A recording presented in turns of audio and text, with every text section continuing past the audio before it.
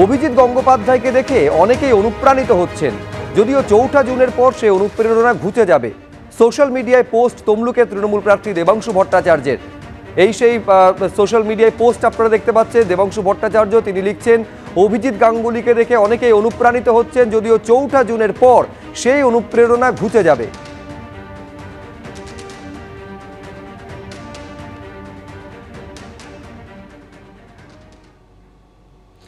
অন্যদিকে অভিজিৎ গঙ্গোপাধ্যায়ের প্রসঙ্গ তুলে ফের বিচার ব্যবস্থার একাংশকে আক্রমণ করলেন কুণাল ঘোষ।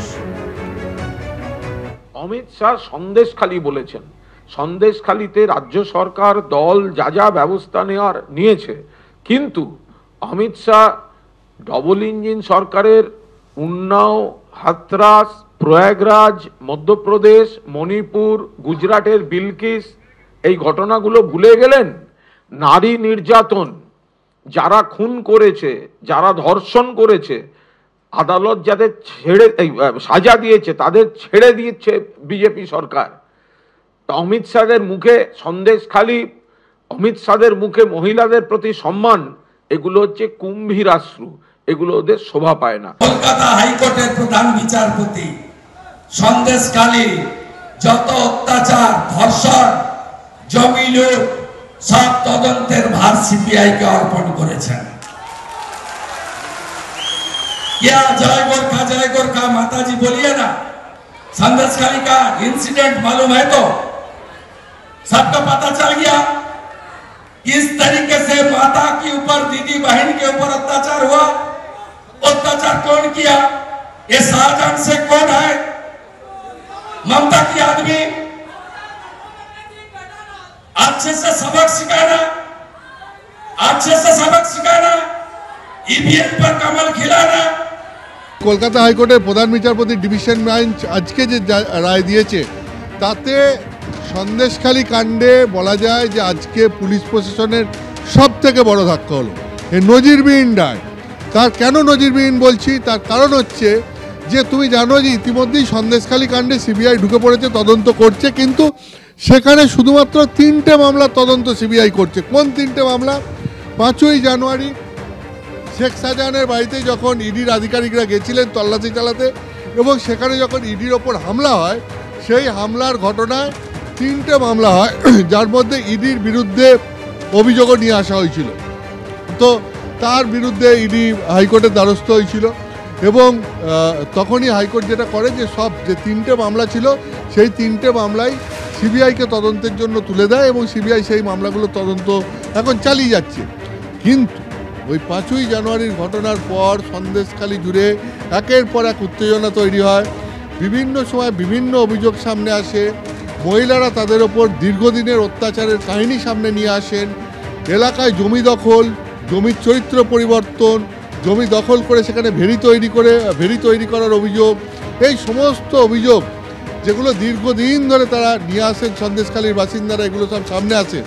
একই সঙ্গে আসে পুলিশ এবং প্রশাসনের দীর্ঘদিনের নিষ্ক্রিয়তা, যে এই সমস্ত অভিযোগগুলো পুলিশ প্রশাসনের সামনে জানানো সত্ত্বেও পুলিশ প্রশাসন কোনো ব্যবস্থা নেয়নি, এই অভিযোগও সন্দেশখালী থেকে উঠে আসে। এই দীর্ঘদিনের যেই পরের পর অভিযোগ, সেই অভিযোগগুলোর সমস্ত তদন্ত এইবারে চলে গেল সিবিআইয়ের হাতে।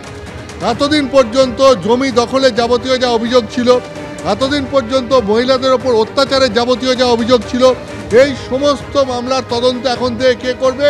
আজকে কলকাতা হাইকোর্টের প্রধান বিচারপতি ডিভিশন বেঞ্চ পরিষ্কার জানিয়ে দিল, এই সমস্ত মামলার তদন্ত এখন থেকে সিবিআই করবে, এবং সিবিআই এই মামলাগুলো তদন্ত করবে। শুধু তাই নয়, সিবিআইকে একটা পোর্টাল খোলার নির্দেশ দিয়েছে কলকাতা হাইকোর্ট, যে পোর্টালের মাধ্যমে সন্দেশখালী সাধারণ মানুষজন তারা অভিযোগ জানাতে পারবেন, যে জমি দখলের অভিযোগ, মহিলারা তাদের অত্যাচারের অভিযোগ জানাতে পারবেন, এবং সেগুলো সরাসরি তারা সিবিআইকে জানাতে পারবেন, এবং সিবিআই সেই মামলাগুলো তদন্ত করবে।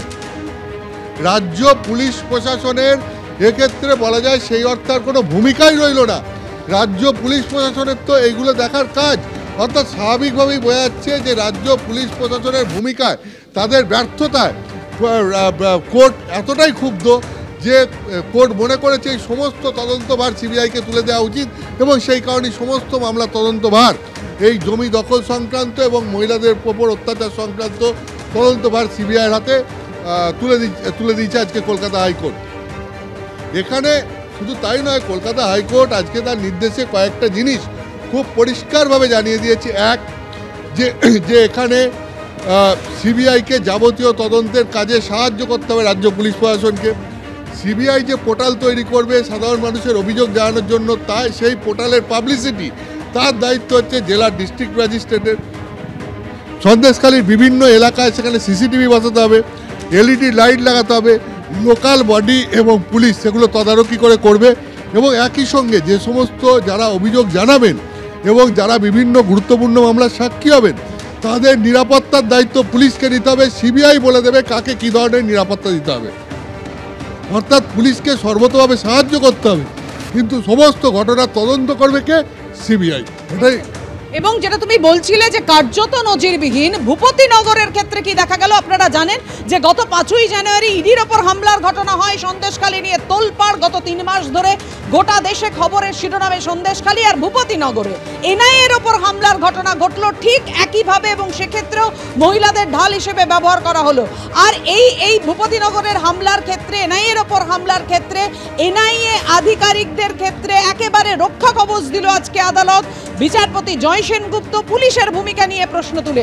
আমি এ বিষয় নিয়েও কথা বলবো আমাদের প্রতিনিধি অতনু হালদারের সঙ্গে। অতনু, তোমার নিশ্চয়ই মনে আছে সন্দেশখালীর ক্ষেত্রেও 17ই জানুয়ারি বিচারপতি জয় সেনগুপ্ত সেখানেও বলেছিলেন যে একেবারে এফআইআর এ ধারাটিকে লঘু করে দেখানো হয়েছে এবং আইনের উপযুক্ত ধারা দেওয়া হয়নি। এবং আজকেও একই রকম ভাবে ভূপতিনগরের ক্ষেত্রে পুলিশের ভূমিকা নিয়ে প্রশ্ন তুললেন মাননীয় বিচারপতি। একই দিনে জোড়া ধাক্কা বলা যায় কলকাতা হাইকোর্টে আজকে রাজ্য সরকারের পক্ষে। জোড়া ধাক্কা, প্রথমে সন্দেশখালী নিয়ে এবং একই সঙ্গে এই ভূপতিনগর নিয়েও। কেন বলছি, সন্দেশখালীতে ইডির সঙ্গে ঠিক যা হয়েছিল ঠিক ভূপতিনগরে এনআইএর সঙ্গে তাই হলো।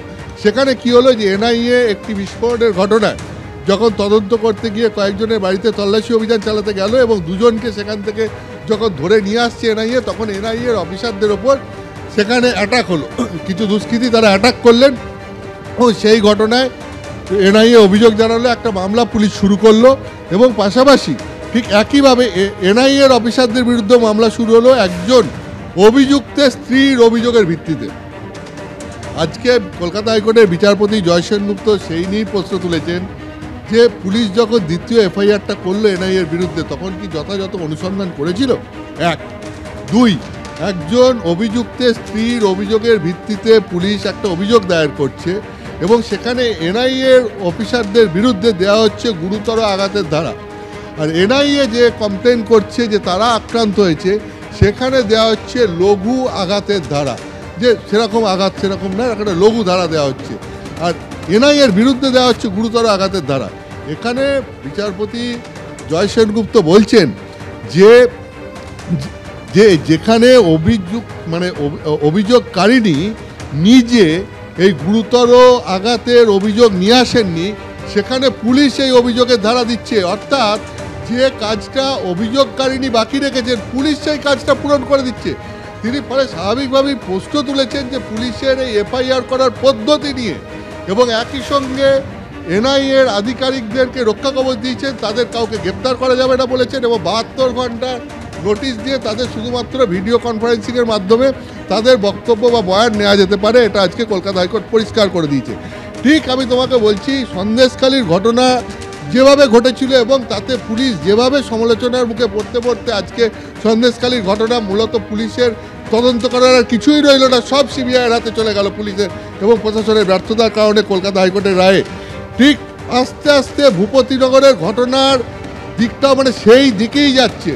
ভূপতিনগরের ঘটনাও একইভাবে শুরু হয়েছে সন্দেশখালীর মতো, এবং এখন পর্যন্ত কলকাতা হাইকোর্টে এই মামলার গতি প্রকৃতি যেদিকে যাচ্ছে ঠিক একইভাবে আস্তে আস্তে কিন্তু ভূপতিনগরের ঘটনাতেও রাজ্য পুলিশ প্রশাসনের ভূমিকা যত দিন যাচ্ছে রাজ্য পুলিশ প্রশাসনের ভূমিকা তত বেশি প্রশ্নের মুখে পড়ছে।